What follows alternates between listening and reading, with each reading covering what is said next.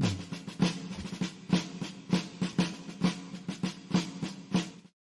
everybody.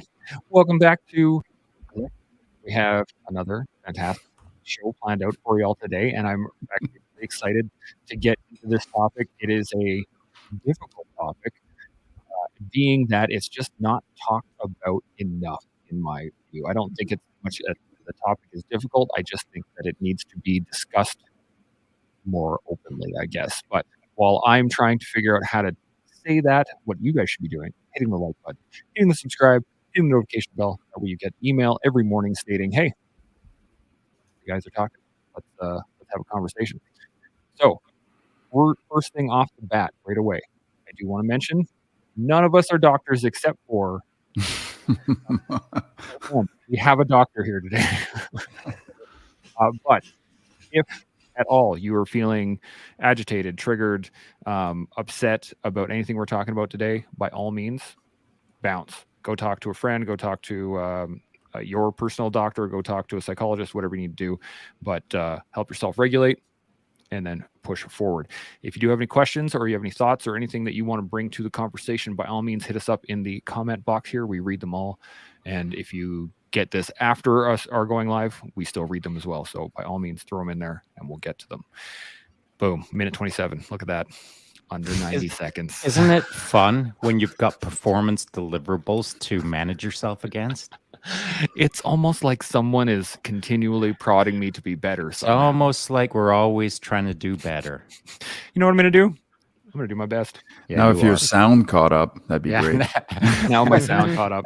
Okay, that's right. I will play with my volume while we're at it. What we did run into this morning was what we've seen in the past from time to time is it takes some time for the audio stream to stabilize until everyone's voices are stable. So that's an issue with the platform that I believe last time we talked, Chance, you were going to look into with the yes, I do remember that. I will dive into it. Write it down on a piece of paper this time. I will write it down on a piece of paper this time. Right now, with this piece of paper I have in my hand, with the pencil that I have in my hand now. So we are going to get into the topic here in a second. I do want to hit these just real quick. Daniel Labonte. Hey, Al, how's it going? He says this one's going to be a banger. Been helping a family for a year now, getting through and out of a domestic abuse issue. So outstanding. Satch says, good morning, team. And James Mowat says, that's awesome, Daniel. Nice. Got some crosstalk in the comments. It's always good to see. Doc C. We have a doctor in the house, so I'm going to use you. Can you give us some groundwork on this? What constitutes domestic abuse? Can you give us kind of an even playing field that we can all kind of talk from? Yeah, and I'm so glad to be on here. Thank you so much for inviting me back. It's a complicated definition because there's a lot of different parts to it. It depends on it. It could be physical abuse. It could be emotional abuse. It could be financial abuse. And financial abuse, some people don't realize it, but they can hold them hostage a lot of times financially. There's a lot of components to domestic violence that can degrade the individual, break them down emotionally, which is what a lot of it is. The main component of it is control for the perpetrator. And maybe later on, I can talk a little bit about the perpetrator themselves. But that's one of the biggest issues they have is usually controlling the other person. Now, I want to preface this really quickly, too, because I don't want to take too long on this topic. But for people to understand, this is not justifying their behavior when I talk about the whys that lead to their behavior, but it's to understand it so we can better solve it later. But a lot of times they're so desperate for control because they didn't have control in their own lives. You have an overwhelming majority of domestic violence, or what they call intimate partner violence today. These perpetrators tend to have witnessed their own violence in their life. And then they repeat this again. It's not justifying it. It's not okaying it. It's understanding what led to their behavior. So this desperation as a child, when they watch their father beating on their mother and not being able to do anything, or it's a stepdad, whatever it is, at 7 or 6 years old, they can't control that. They can't. It overwhelms their coping abilities at that young age. This, if it doesn't get treated later on, can develop into the same situation where now they have a discord with their significant other, their wife, because that's why they call it intimate partner violence now, because it could be somebody who's a boyfriend, a girlfriend, fiance, marriage, whatever. And they have this violence and there's a lack of control. And you'll see it a lot of times. They can even control them not going out with their friends, trying to keep, why do you need to go out with your friends? Why can't you stay home with me? That's going to be another issue of control. And so domestic violence has a lot of different variables. They're not independent silos. So you could have 4 or 5 of these situations happening at the same time: physical abuse, emotional abuse, financial control, all kinds of different factors. I know it's a broad definition, but I think it leaves you with a lot of opportunities to discuss. Yeah, thank you for that. That gives us a nice foundation to kind of build off of. The one thing I did forget to mention in my preamble is that it's Men's Mental Health Month. And as such, we're talking about men's mental health stuff. But I did want to hit on the point, Seb, you brought this up a little bit ago, was the fact that there's a component here that gets talked about even less, where it is almost assumed that in a intimate partner abuse situation that the perpetrator is going to be male. But that is not always the case. Seb, you want to talk on that a little bit at all? Yeah, we have some rough stats. I mean, and those would be pretty applicable to Canada. I think 25% of male are actually victim of physical abuse, but we're looking at 50% when it comes to the more insidious stuff that the good doctor was talking about. The emotional abuse, the gaslighting, the isolation, the economic abuse, the threats and intimidation. Digital abuse, or even abuse by proxy. I like to call it abuse by proxy, where say a partner will use the kids as leverage against the husband, and so. But also, in all fairness, we have to realize that 75% of perpetrators are males, right? So we can't just bury our heads in the sand. This is not a he or she problem. This is a problem that needs to be addressed together, and so. When it comes to the overt, what I like to refer to as the overt domestic violence, where people are jumping in with physical abuse, sexual abuse, weapons, like kidnapping, destruction of property, whatever the case may be, that lowers the stats a little bit on the male side. But again, a truly sort of it has a real impact on family dynamics, including the kids, which again the doctor was talking about a minute ago, with proliferation of the violent behaviors and what we're seeing. And I was writing a paper on age of criminal responsibility and brain development in one of my recent paper argument, and it was actually really good. I learned a ton from people that are much smarter than me. And in there was, the brain's child, as they develop, evidently they are like sponges, and they just take absolutely everything in to build their framework of the world by using experiences that they never had before.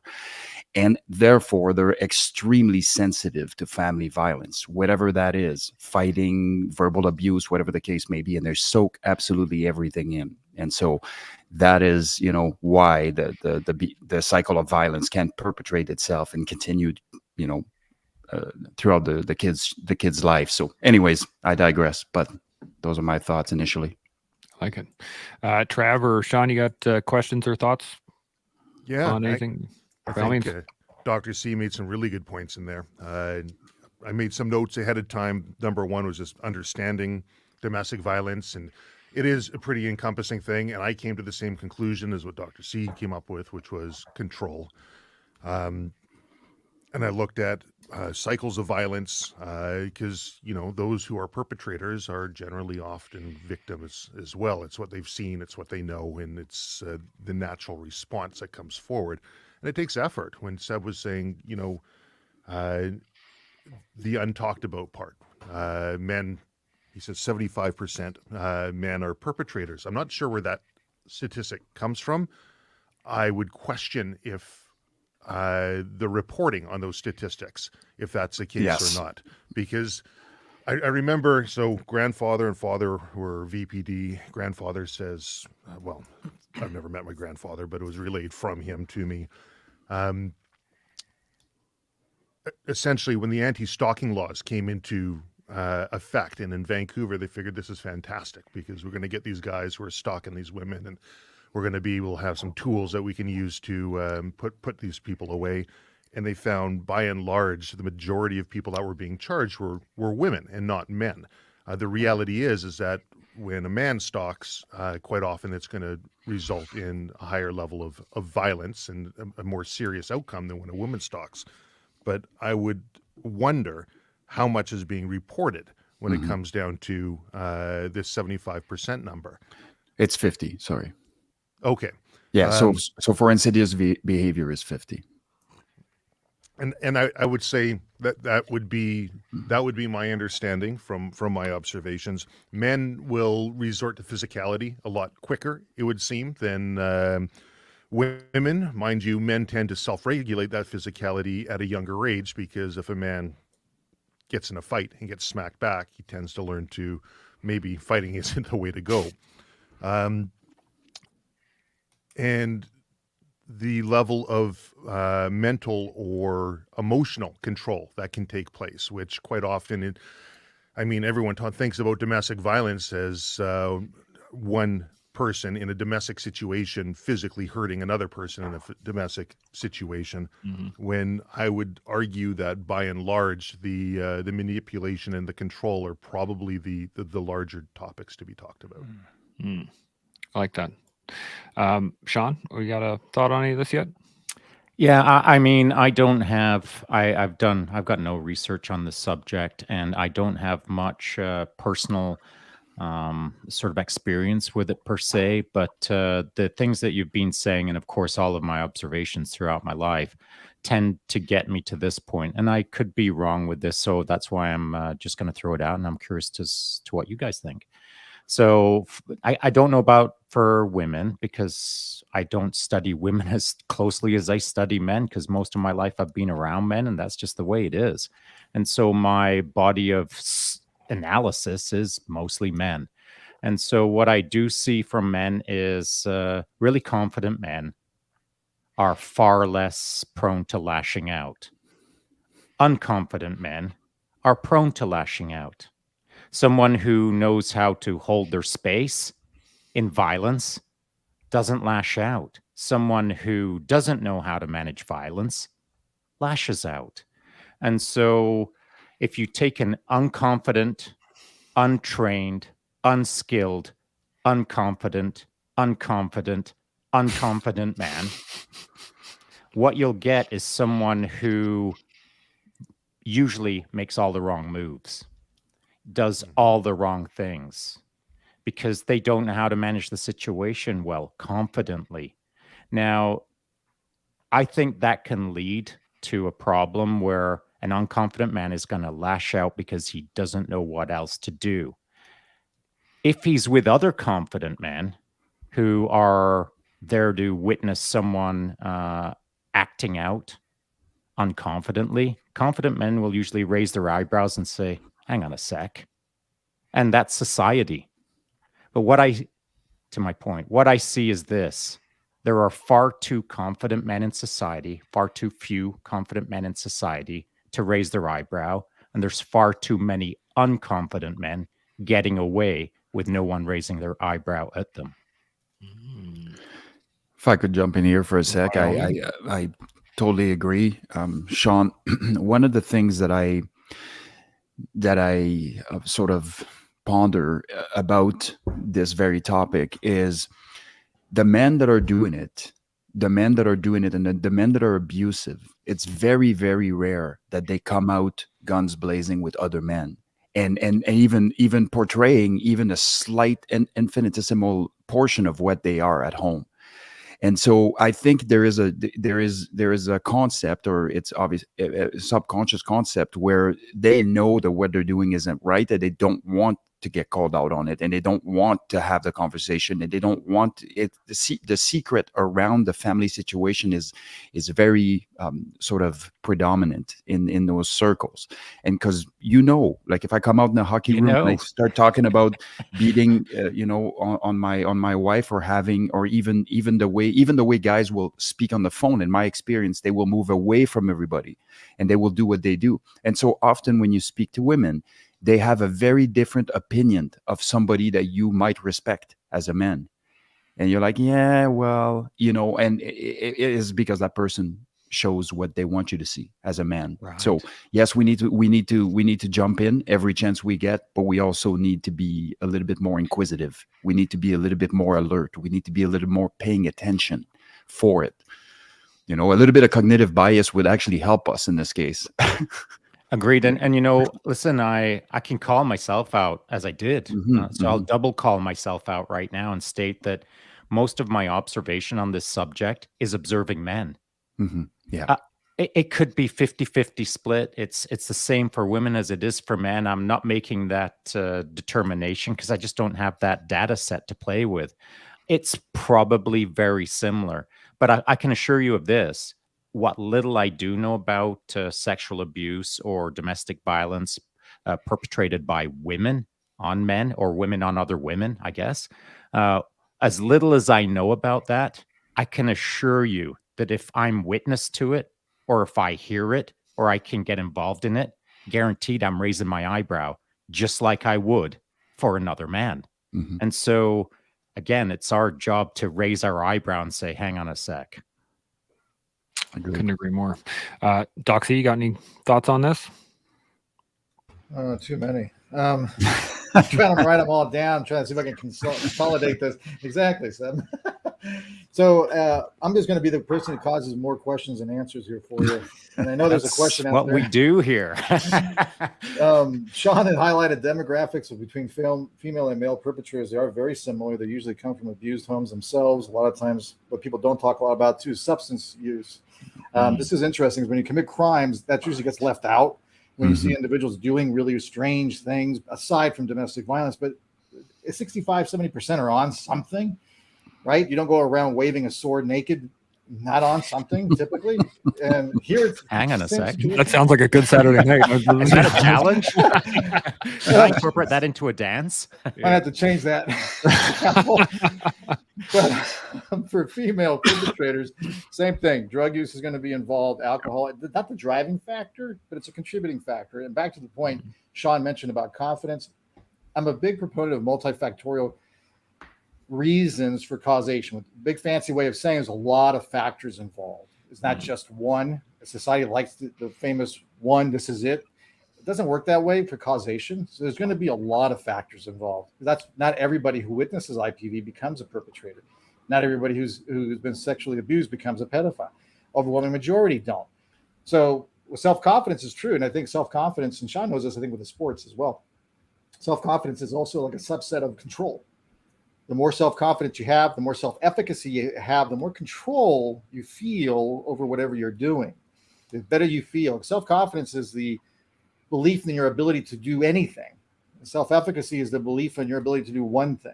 So if you lack that, it could be an interpersonal relationship for this case. Somebody who doesn't believe they can do well in a relationship, somebody who doesn't feel they can provide what they need to provide. Maybe they've lost their job. Maybe they've, whatever it is. And again, not justifying it. This could increase their tendency. And emotional reactivity is the other one. This is my last one. I can get back over to Shaun, but the other one's emotional reactivity. A lot of these children who witness this, before 6 or 7 is where you really develop your emotional regulation with the front part of your brain. It's controlling. So they're communicating with your fear system in your brain, your prefrontal cortex with your emotional system. They're communicating. And as you watch your parents handle stress, anxious situations, threats, you start learning and they start communicating how the child handles stress. The child falls down on the ground and hurts their knee at 3 years old. If the parent rushes them, are you okay? Are you okay? And they start crying because they think something bad happens. That's one way to process it. If they say, are you okay? You lift them up. Come on, let's get going. Because you know it's not a severe injury. They start learning how to process that. They start developing their ability to respond to fear. So emotional reactivity is a problem for a lot of these individuals because they become emotionally reactive. Most criminals, emotionally reactive. People who cut you off on the freeway and then try to shoot you through the car, or actually you cut them off and they try to shoot you through the car, that's emotionally reactive. People who slug you in the bar because you said something, emotionally reactive again. I'll be quiet now. Thanks for adding all of that nuance on those multifactorials. That's great because I carelessly or generally overgeneralized to some degree, but it got us to this point here where you're right. There's many things that impact us from many vectors every second, and most of them we're not even aware of because most of us are wandering around the planet, not paying attention to the now. We're either trapped in the past or casting forward into the non-existent future. And the moment that someone, as we're walking down the sidewalk, bumps us in the shoulder, it brings us right back to the now, and we snap out, we lash out for whatever number of multifactorial reasons. And I think that beyond the self-confidence aspect, the piece is just simply not being now, not being present. And I don't want to make a correlation between a husband or a wife beating on their partner because they're not in the present. I'm not saying that. What I am saying is if you're in the present rather than in the toxic stew of arguing about the past, or in your mind, thinking about, I just want to 10 seconds from now. If you can just be in the now and deal with the conversation, I think that could really improve a lot of these issues, of course. That's a great point. Trav, you got something? I see you madly writing notes. You know, Doc C actually covered a lot of the points that I wanted to. He just did it a lot more articulately than I would have. Good on you, Doc. Thank you, sir. It was brought up about being alert to domestic violence and seeing it out there so you can raise your eyebrow. I think perhaps a little bit of discussion on what to be alert for, whether that's alert in, I mean, the obvious ones. Oh, we see bruises, you see signs. What are you looking for in psychological, in technological, in financial abuse? What are you looking for in children, in other men who might be keeping it quiet? I think a discussion around what to be alert for, as well as if an individual has been finding themselves in a situation where they are perpetrating domestic violence, what can they be alert for and how can they seek help? It's never too late to stop, back up, make a better course of action. And then how do you break that cycle? So I guess those three things are the points that I think would be bring value to the listeners. Yeah. Seb, you want to jump on the first one there to let us know what we're looking for? Yeah, I mean, as far as telltale signs, I mean, it's having the conversations, anything that is, that can be very insidious, obviously. So, but if you have a chance to know, and the people, you're actually, this is, maybe you go on double dates, maybe you have conversations, maybe the wives are having conversations, things are going to be said, like things are going to be discussed, things are going to be shared, and the way, and this is in an overt way. So if things are shared between the wives, or if things are shared between the men, and if you're having real conversation about things at home and how their life is going, instead of like surface level conversations regarding the kids, how are the kids, like have a conversation that's a little bit more in depth to try to see like what the overall feel of that place is like, like I really care about you as a person. I want to know how things are at home, like what is going on, what's happening, whatever. So we don't do a very good job generally, because generally when we ask somebody like how are things, we're hoping for an automated answer that says, oh, good, whatever. We're already in the next day. Yeah, exactly. To Shaun's point earlier.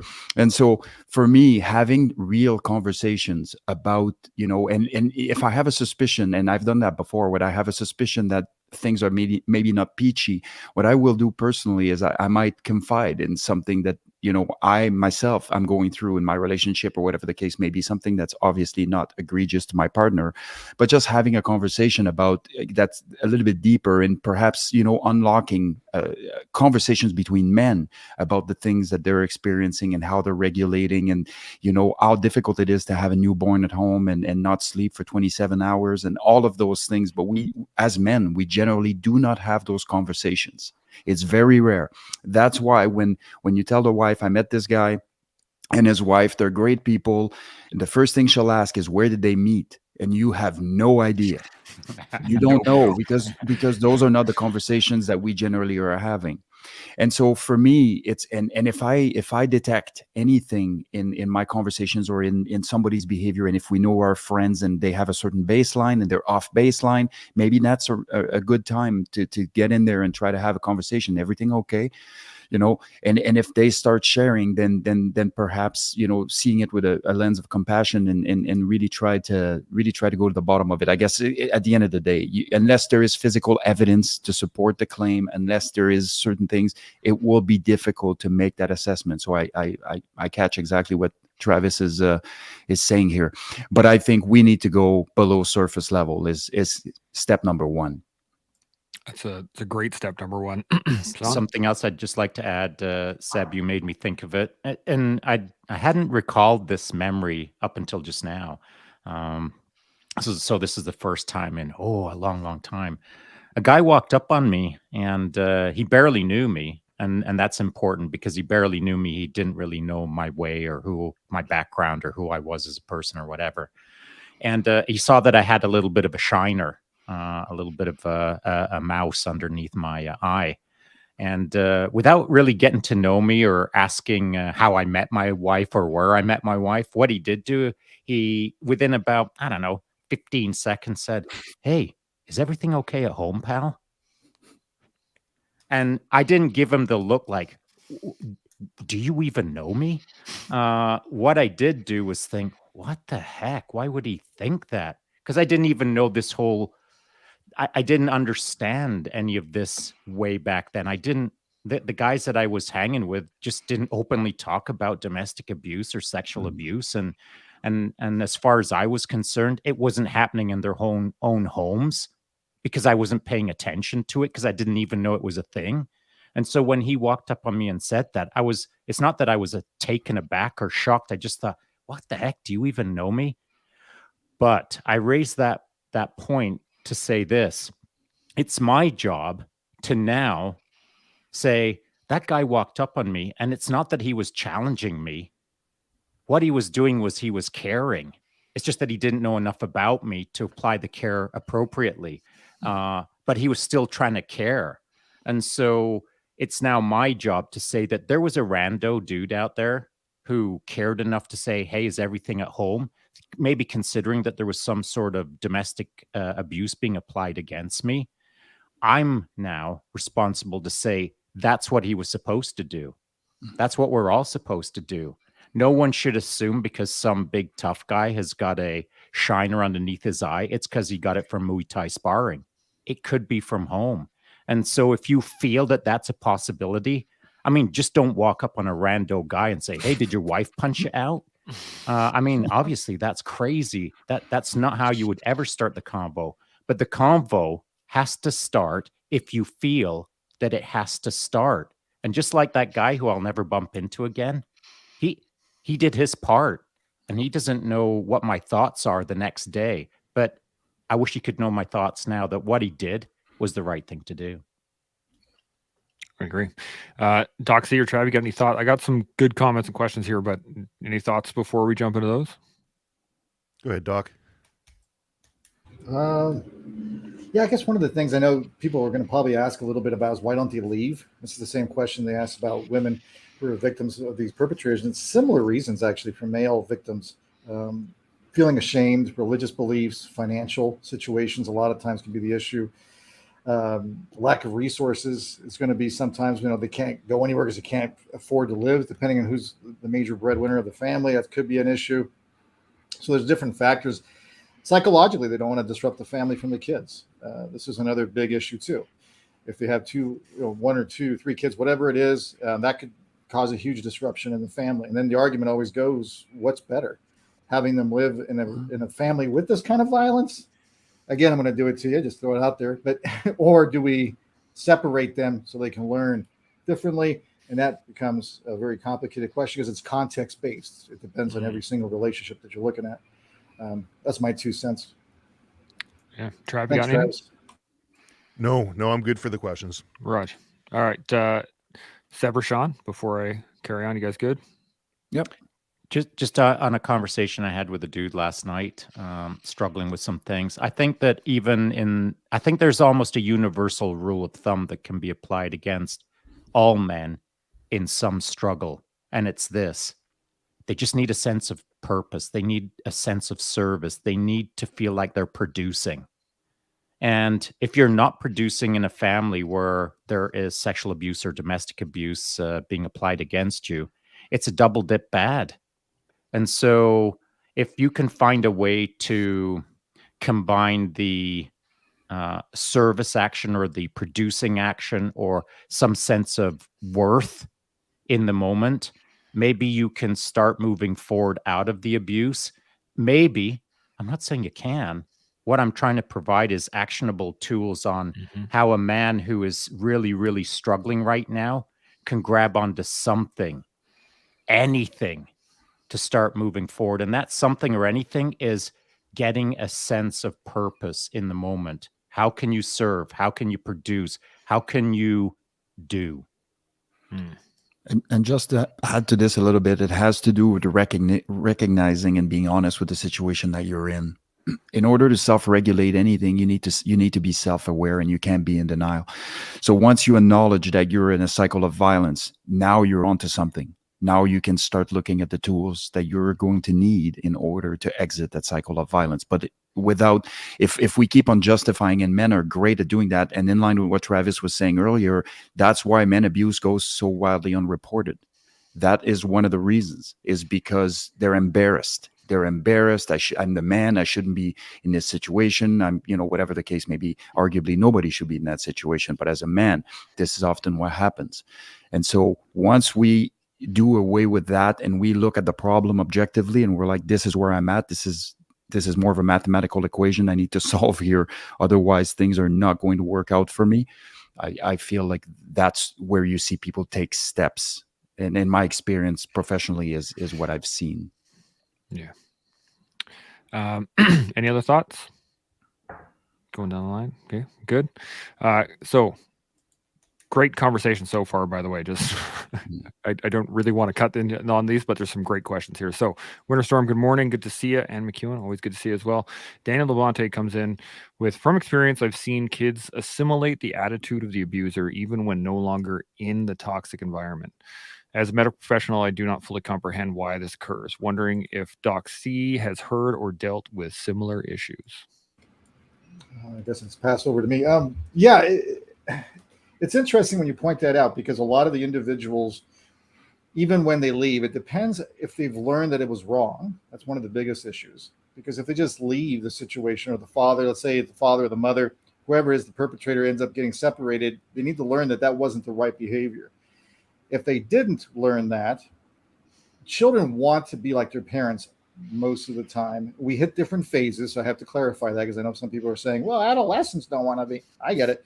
But before adolescence, 5, 6, 7 years old, everybody wants to be like mom and dad, right? They want to wear the same thing, to listen to the same music. And then when you get to 15, 17, they don't want to listen to the same music. That's old. And then when it gets to 30, 35, what happens? Oh, mom and dad used to listen to this. Exactly. And they bring their laundry with them as well when they come out. Yeah. That's very true. And I think you can almost apply that to here, where now they're in a situation where they're in a relationship. It's different. Now they're back into a marriage, or they're living together, cohabitating. And now all of a sudden, what's bringing back up? The relationship they saw with their parents. I want to be like mom and dad. And back to the point Shaun made earlier, it's an unconscious drive that happens too. If they're not correcting this, it's going to be an inner part of them unconsciously that's going to start pushing. And when certain things happen that trigger them, just like it triggered their parents, they come up. I had a client years ago. I remember I asked her in this situation, she was having marital issues. I said, what did you do when your parents fought? I would run in my room and hide. I said, okay. So 10 minutes later into the conversation, I said, what do you do when you two fight? And she goes, I run into the room and hide. I said, really? So do you see the connections here? And this is important. She said, no, I don't. Her husband looked at me like he just saw a deer in the headlights, because he's like, how do you not see that? But again, the unconscious mind blocked it out. She's defending herself. It's a coping mechanism. I'm the hell out of here. I don't want to deal with this stuff. And she goes over into the room to hide. But she was 29 years old at the time. So you can see how it can impact us. So hopefully that answers Daniel's question. It's a complex question. So, and I have seen it a lot where individuals do come out of that environment and still have it inside of them. That makes a lot of sense. Any thoughts? I'd say that control issue as well can create a codependent relationship, and you see that cycle of ramping up towards violence, and then the honeymoon afterwards. Oh, it'll never happen again, right? And obviously, individuals are together because at one point they cared about each other, and if there's a promise that those happy days will be back again, and I guess that would be if we're looking at a adult domestic violence. And of course, Dr. C, you brought up children as well. Children don't have the resources, and they don't have that baseline to know what's right and what isn't wrong, or what is wrong. And it can be incredibly difficult for children to emotionally regulate. It can be very isolating, and not even knowing that there's something awry. And I guess as they would get older, they would have to reach a point where they understand that isn't right. There might either be a tipping point or be exposed to some normal behavior, but something would have to happen for that cycle to break.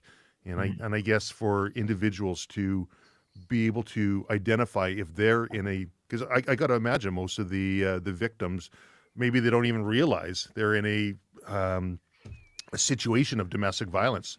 If it's gaslighting, if it's emotional and manipulative, they might just think this is, I messed up again. That's why this happened. I just got to work better. Right? So identifying those key factors, knowing what is generally normal, because I don't think there is any normal, and the idea of a Norman Rockwell type family is just that. It's just an idea. There's always going to be issues. But having the tools to identify and then knowing how to break that cycle, I think is very important. So as part of that, then, would that be things like listening more than talking, box breathing, and etc.? All the things in the moment, the now, where you're screwing it up perhaps as you're elevating your emotions and starting to get anger, getting close within 0.7 seconds or within 7 minutes, you're ready to lash out. And so if you don't have the internal skills, the internal confidence, if you don't know how to defend yourself against someone on the sidewalk, you don't know how to defend yourself in your own house, which means you don't know how to defend yourself within your own mind, which means that you are now getting ready to lash out when the pressure starts ramping up. So if you're not used to the pressure cooker moment, you're going to lash out. So what do you do when you feel like you're getting ready to lash out? Again, I'm suggesting actionable items such as stop talking, start listening. Stop panic breathing, start box breathing. Has anyone else got any other things that they can think of that are immediate rules of thumb? I got a really good one, actually, that I've been using quite regularly, and that is listening to the voice in your head. Like when things don't go your way, what do you say to yourself? And trying to keep track of that, because a lot of times when say I screw up, my wife comes over and says, "Hey, I don't like it when you do that." And my first reaction is, "But," and I'm like, "Oh, wait, I'm not listening." At that, like in that moment, I go, "I'm not listening." Okay. Because I've taken the time to concentrate on what it is that I'm saying to myself or what it is that I'm trying to say before I even hear another word. And so that's a big one, is recognizing what your first reaction is so that you can then manage it. Anybody else got anything? If communication is an arms race, if you use it as an arms race, that's exactly where you're going to go. You're going to go to a nuclear holocaust. Like at some point, you have to make the call, and that call is, if I continue to escalate, or if this conversation continue to go the way it goes, I will be unable to self-regulate. I will have passed this point of no return where my emotions will take over and I will be acting on monkey brain, the amygdala firing on all cylinders, and there is nothing to bring me back. And now I'm going to get back in that cycle of violence where I have to go back to the honeymoon phase where I apologize for my behavior and, so on. And so for me, as Shaun is mentioning, it's not happening by accident. When you get in an argument that gets to the point where you are no longer able to emotionally self-regulate, that you've had that coming. That's like minutes or maybe days or maybe in the making. And you have all the telltale signs of that, but you don't, because your ego will not allow you. So what you want to do is to strike back, right? If you feel hurt, you're trying to strike back and get some vengeance, so to speak. Whereas maybe your best bet right now is to say, look, anything I will say from now on just isn't going to be productive at all. And I want to be productive for our sake. I'm going outside for a walk. I'm going to, walk the dog. I'm going to ride my bike. I'm going to golf. I don't care what it is, but I need to disconnect from this reality right now. And this is not running from the situation. That's very different. If the situation starts and you're out on your bike and you're not having any conversation whatsoever, now you're escaping. You're taking the escape hatch. But if you have already had that and you guys are escalating, and now it's at the point where it's very volatile and very dangerous, get out. Go breathe, go do a 3-hour hike and come back. You'll be a different person. But it needs to happen sort of with a buffer. You can't be too close to that line where you're going to cross over in the dark territory where you are now fully reactive. That's what I do. And it's all action. Yeah. I mean, every single part of life is action based when we're doing life well. To take control of life, you've got to be action oriented. To do life poorly, you've got to be thought oriented. You can spend your entire life all up in your head solving all of the world's problems, either in your own house or across the street or across the country. But until you put your foot on the pedal, until you get action going, the rest of it is just thoughts and schemes and plans on how to make your life better, which only makes your life worse. Because through inaction, you're reinforcing the idea that you have no freaking control. If someone's lashing out because they feel like they don't have control, you're lashing out against yourself by not taking control, by applying action. It's a double dip bad. If I could build off of what Seb and Chance said, and talking about that point of no return, identifying there are things that can lead a person up to that feeling of that point of no return. But that point of no return is entirely in your head. Some people think, shit, I'm in for a penny, I'm in for a pound. Let's go. I'm already so far. Watch that language, mister. Apologize. It's never too late to stop, as Chance says, regroup, and choose a path that is more desirable. And Seb, when you said, don't view it as running away, I think that's very important. There is an important distinction between running away from something and running towards something that's more desirable. I like that. What the difference between a tactical retreat and a route. Yeah. Right. Doc C, you got any thoughts? Whew, thank God it came back. My little one came in. All right. Got thrown out. But Travis made some great points. Seb made some great points. So I'll do another quick roundabout if you want. One point to make: threats are not always physical either. So this is the psychological component.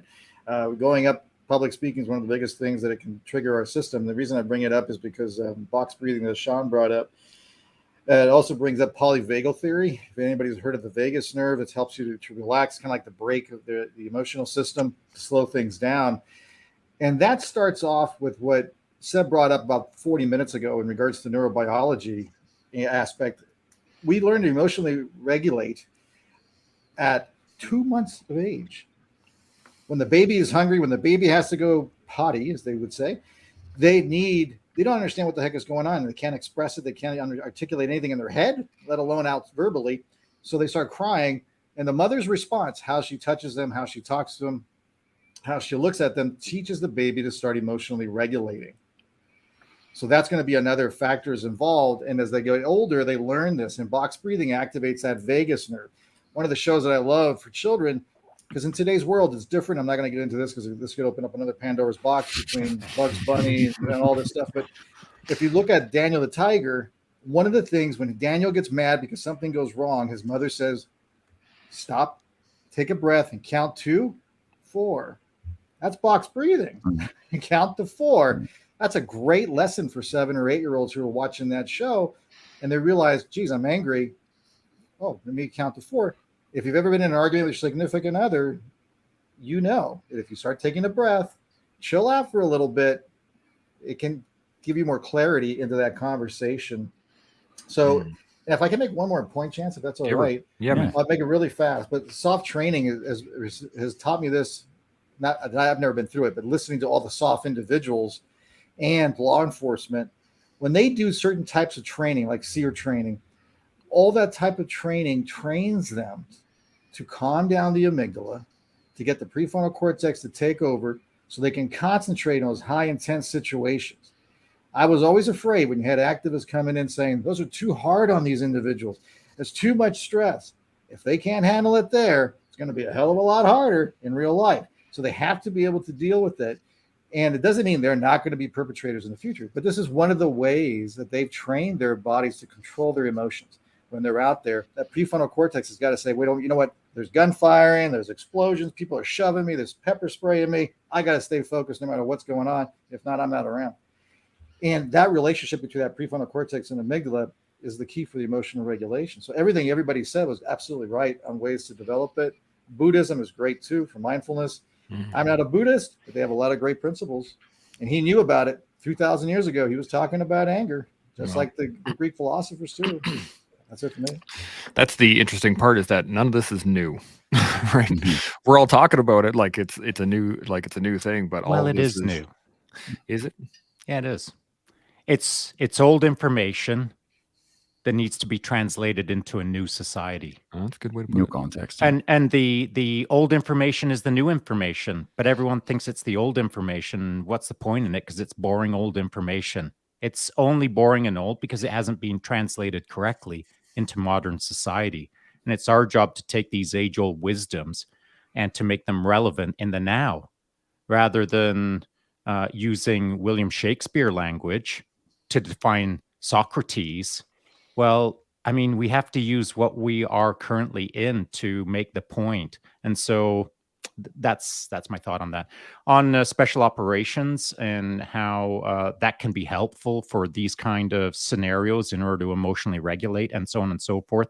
In my live IG chat this morning, I said, really, a lot of these things come down to facing adversity.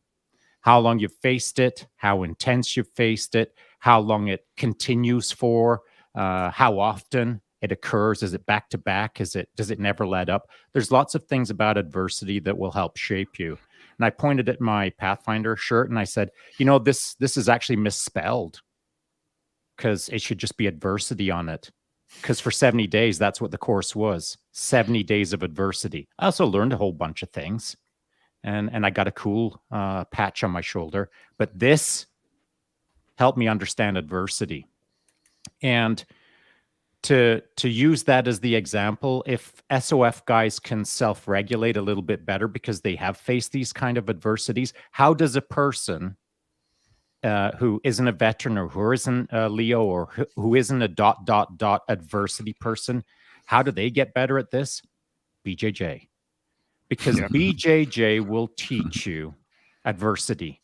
But the beautiful part about BJJ that maybe this is, I'm curious as to what you guys think. I just made the connection a couple of minutes ago. If you're in a domestic violence abuse relationship, the build up to that may be long or it may be short. It may be super fast, like the 2-second rule, or it may take 12 minutes to build up. Whatever the case is, the timeline of the buildup of the tension to the moment that it gets to be violent, it's like a BJJ practice. I mean, you face it all. You face the fast adversity. You face the slow adversity. You face a full hour of adversity. If you get 1 minute of adversity and you feel like that's enough adversity for me tonight, you can step off the mat. So you can shape your relationship with stressors and adversity on the BJJ mats.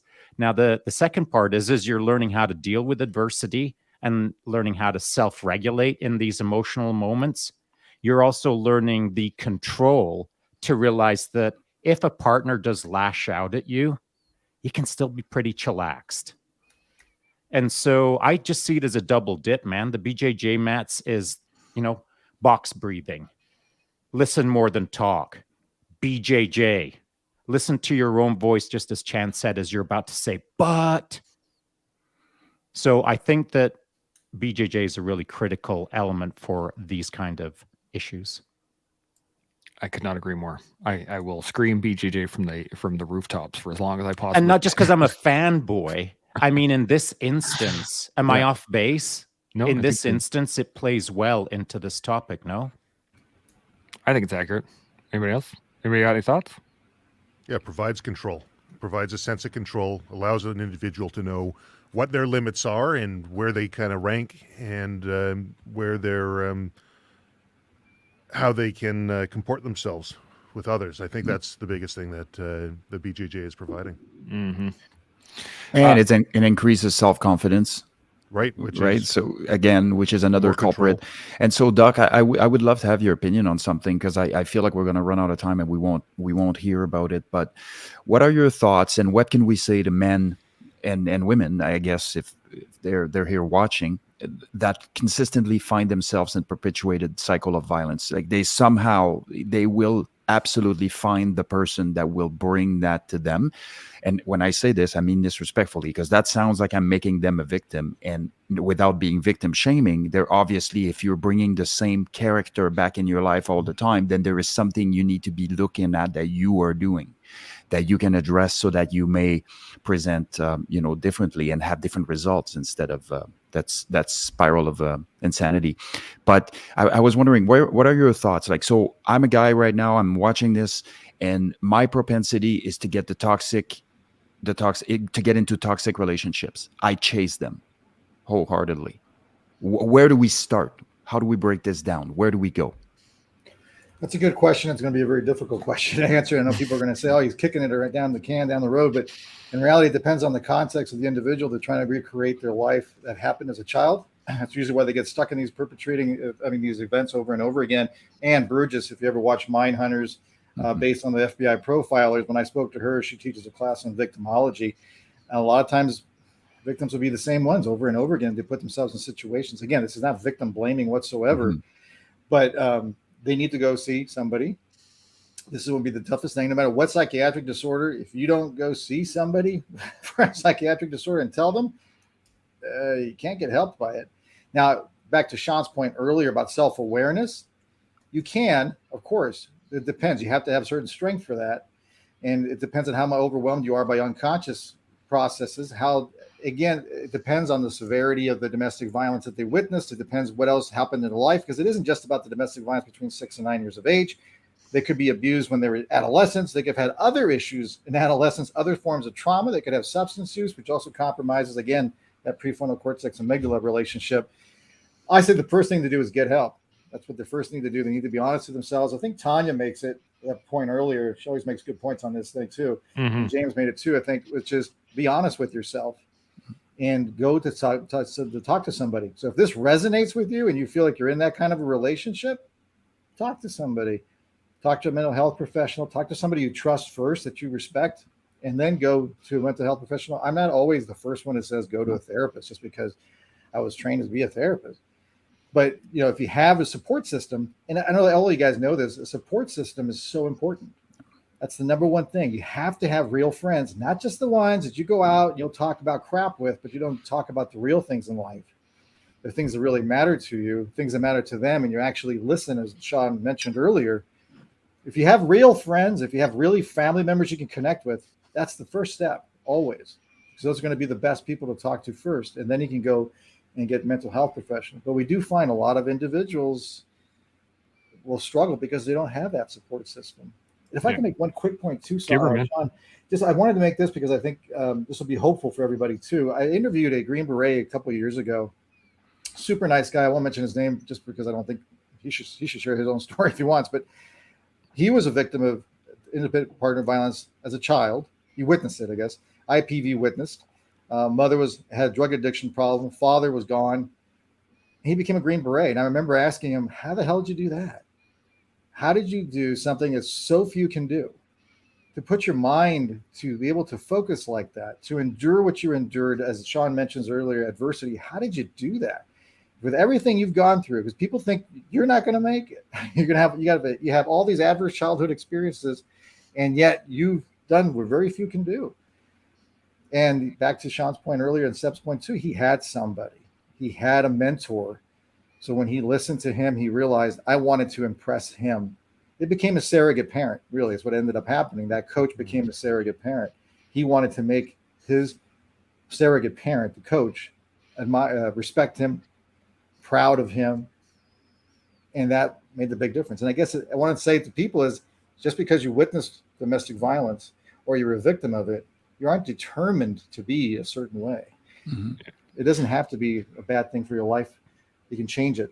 That's it for me. And by the way, the natural fallout of that story that you just stated is the individual, in order to proceed forward on the trajectory that he wanted at the velocity that was required, he will call it identified a father figure or a mentorship figure or whatever the case is in order to establish that's what's going to get me there. Dude, I did the same thing. I mean, I'm sure you could sit down and psychoanalyze me and identify a number of things that I need to improve on, like every freaking man out there. And so what are we supposed to do? Are we supposed to look at identifying a mentor as a positive thing or as a negative thing? That's for us to spin. I'm sure there's people out there that will spin that in a negative way. Don't be so weak to identify another man as the thing that you want to be. I'm sure there's people who think that way. I don't think that way, but it's for us to spin our way based on making it a positive outcome. And for me, I chased good guys. And the other thing I'd like to squeeze in here is all of the we'll call them actionable items that have been discussed, whether it's box breathing or whether it's chasing someone as a surrogate father. All of these things, they're not just one-offs or one and dones or done in isolation. You can skill stack.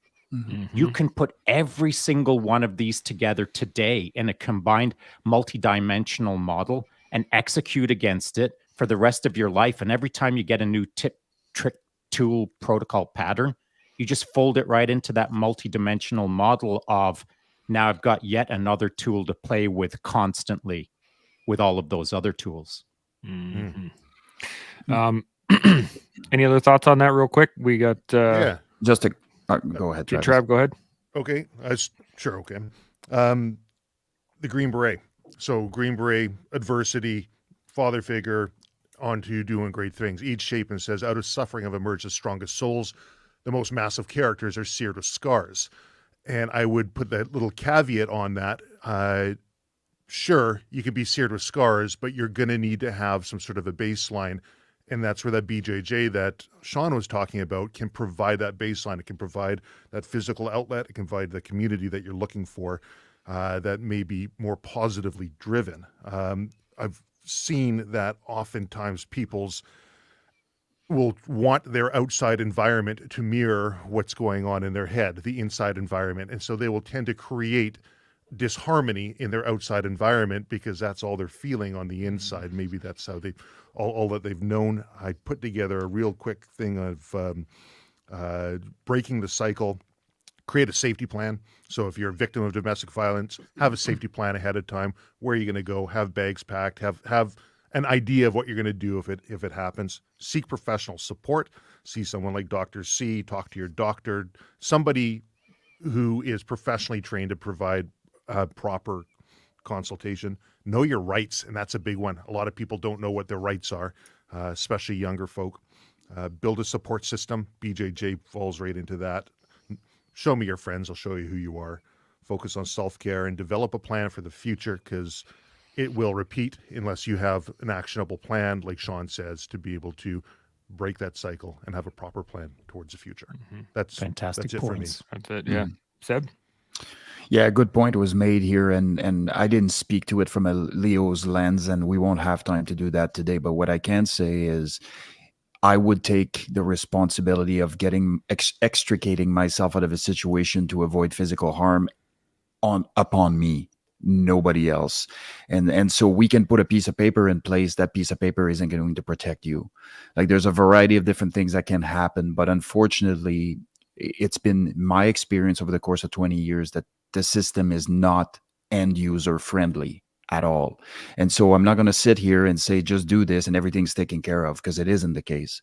But what I will say is, most people that I've encountered that have been successful in removing themselves from situations have taken that upon them. They didn't wait for somebody to come in and do that for them. And so, as much as we would love to have it that way, be prepared to enact your own plan. I like it. Now I have some comments I want to hit here before we shut her down. So I'm going to run through these, and then there are some questions in here. I'm going to hold them for the next discussion, because we're going to have to do this again, because we barely scratched the surface on this, and we'll have to get into this for a part 2, perhaps part 3 or 4, maybe even extend to a 2-hour chat so that we can actually really get into some meat and potatoes. But I do want to hit these quick questions. James asks, do you find people that suffer with PTSD lash out more than those without? And my first thought on that would be similar to a like abusing alcohol or drugs or anything else. It's just going to be another factor, another additive that could lead down that road, at least. Is that on point there, Doc C, you think? Yeah, and I guess it's contextual too. It depends on the individual. What kind of symptomology are they presenting with PTSD? If they're angry a lot. It also depends on what they were like before too. Yeah, complicated question. Sorry, James. Yeah, no, it's all good. We'll I'm going to save that one for later, and we'll get into it another time. But a lot like every other large question we have here, the answer is it depends. You got to take it from there. So Tanya says, my experience only, but Seb was right. Who a man is around his peers/superiors often is very different to his subordinates and family, which is a great point. She then goes on with, most mature abusers that she's found are hard to catch. In her opinion, we also need to foster culture of nosy compassion and connection. I think that's what Shaun was talking about. Shame/fear keeps victims silent. We should shine a light on it, 100%. She then carries on with, immature abusers equals often inexperienced and will display the eyebrow-raising behavior around others, and many learn to hide it with practice. That, again, she's raising all the points. Tanya, like, we're going to get you on. You're going to be on here very soon. You're going to be part of this conversation, so don't you worry. James says, I find now it's a lot more open about reporting, as back in my day, it was more of a private issue and people didn't get involved, that's part of why we're spotlighting this on the show. Tanya, people don't just leave in the same way MMA fighters don't just get up. It's an oppressive dragging down and imposition of one's will. You feel you can't get out. And then she gives us some solid proposed tactics for helping men out of a situation. Face the brutal reality. I think we said that a couple of times. Reach out to trusted people, support system if needed, and do it where abuser is absent. School, church, BJJ mats. 100%. Let's see here. The feeling. Yeah. Those are good. The feeling of being trapped and how it looks to others. You're weak. You're a failure. Yeah, absolutely. Again, that stems into our imposition of our thoughts onto somebody else, which is untrue a lot of the times. Tanya says, face brutal reality equals honestly assess the situation and regulate nervous system, box breathing, which is always good. A couple more. Being able to break the cycle without ending yourself. That's the hardest part. It is a hard part, I think. I don't know about the hardest part. And then he says, limits are huge for sure. I always say boundaries. Tanya says, I'm packing for my move today, or else I'd be all over this chat. I think you guys are. Well, yeah. Yeah. Pretty sure you did. all over it. We were discussing all these points, and they were coming up, and I was like, I really want to bring these in, but it would derail us a little bit. So there will be a part 2 and possibly a part 3. Don't you worry. We're going to get into this again. Let's go down the list. We'll do some final thoughts. So I'll hit Seb. Final thoughts? Yeah, I guess, where was I going with this now? Jesus. Do you want me to come back to? Yeah, please. I always do that. Okay, Trev, what do you got? Final thoughts? I think that just final thoughts would just be a reiteration of what was said. Seek that support group. And if you find that you're a person who's been subjected to domestic violence, or perhaps prone to violence yourself, you can change. Seek help. It's never too late to take a run towards something that's more desirable. It's not running away from something. I like that. Doxy? I wanted to add to the BJJ comment.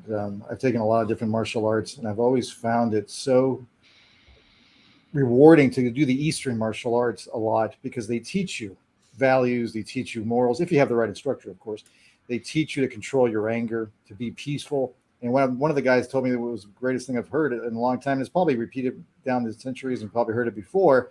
I'm not teaching you how to fight. I'm teaching you how to protect those who can't.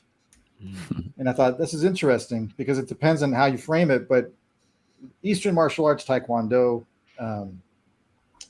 things of that nature, I can't think of any of those. Judo, they're going to help you regulate those emotions, help you regulate that anger. And if you have somebody who's also instilling those values, we don't go looking for fights. We walk away from fights. This is why you see very few MMA fighters, very few black belts in any martial art. You don't see them on the news going around beating the tar out of everybody. Just doesn't happen every so often, very rarely, because they understand it. They can do a lot of damage and they have a lot more control in their life. That's a great point. Seb, you ready? Mm-hmm. Yeah, it was more about the recognition of that cycle of violence, and this is not this. There are some outliers, but we do have a tension building phase, right? And you have your honeymoon phase, the tension building phase, and then you have the acute or the crisis phase, which is where the stuff happens. Well, all your positive actions, ideally, if they're taken before it reaches that point, you're better off than if you wait till it explodes. Now you're in that perpetual cycle, but you are deep in that cycle, and generally over the course of a few years. So generally there are some red flags. There's a relationship expert by the name of Matt Hussey that has an incredible YouTube channel, millions of followers, and great dude. And he's speaking about when you meet someone, when you start courting, when you're beginning a relationship with someone, listen to what they tell you, because they will tell you exactly what the red flags are, and when they do, believe them. Don't slough it off. They'll be different with me or whatever. If the person says to you, like, I have a bit of an anger problem, or I'm selfish or whatever, those are massive red flags in the beginning of a relationship. Anyways, I just wanted to end with that. Great point. Absolutely. Shaun, final thoughts? I'm going to lay this at the feet of Dr. C, who created this thought construct in my mind. In my closing statement, it's this. One of the things that have always fascinated me about martial arts is the combination of philosophy and action. If I had my way, it'd be 3,000 years ago, and I'd be a warrior monk trying to figure it all out, amongst other warrior monks who are also trying to figure it all out through action and wisdom. You pick up any old martial arts book referring to the history of martial arts, and you cannot separate the intertwined trajectory of action and thought, philosophy and motion. Even to modern times with Bruce Lee, a man of action, a man of philosophy. Nowadays, to use the BJJ gym as an example, when I first got into BJJ, I was looking around for the philosophy because I'd done a lot of martial arts, that the instructor took some time to inject some philosophy to guide the men on the mats. But that isn't the case in most BJJ gyms. So as I see it now, we're supposed to go out and be men of action, but we're also supposed to intertwine philosophy into that action. And that's kind of what we're doing over here on the collective. That's why I seek wise people to fill in that 3,000-year-old gap that I'm looking for of action and thought. I like that. Now I got to come up with some sort of closing statement after that. Like, come on now, geez. Shaun's out here dropping mics right at the very end, so I have to bring this in. One final comment from James. Being able to listen and hear what others have to say has been the biggest help, hands down. I think that is one of the greatest starting points for sure in anything in regards to just listen and hear what others have to say. And if that's the beginning of your journey, I think that's a very, very good start. Like I said, we're going to have to do this another time. So I'm going to poke Dr. C and Trav and Seb, and we're going to do this round 2 at some point. Don't worry, I'm going to come and get you. So be on the lookout for that. It'll be coming soon-ish. That's about as vague as I can get. Now, as we all learn how to manage interpersonally, we can build our self-confidence so that we can grow the confidence of each other. And we can do that every day here on The Collective. We'll see you all tomorrow. Chimo. Chimo.